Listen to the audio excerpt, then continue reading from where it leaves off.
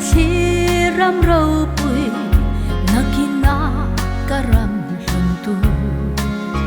chu ta lung tu in chen na re a om le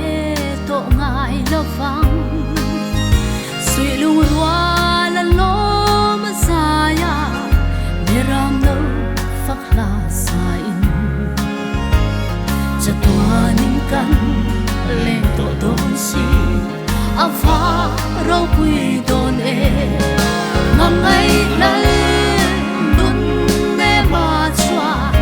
mangai ya min lo pa mi a ang chu noa tak mai chu ke re thei fa ta nan ni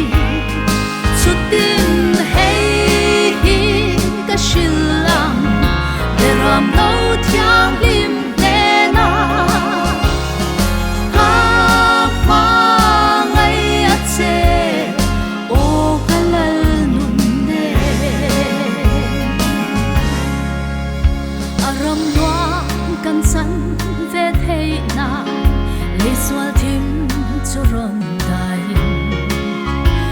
Swal ver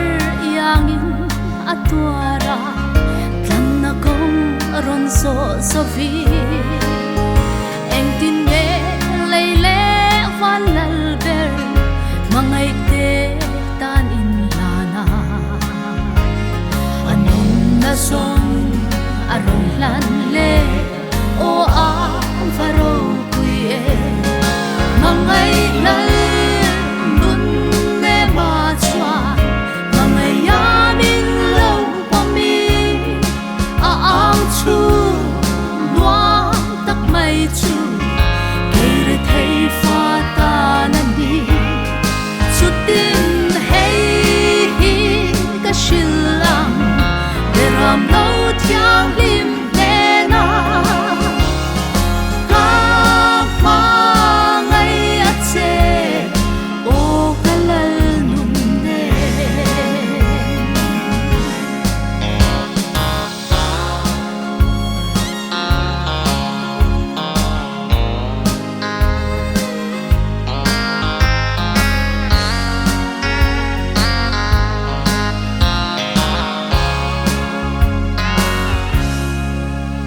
mangai te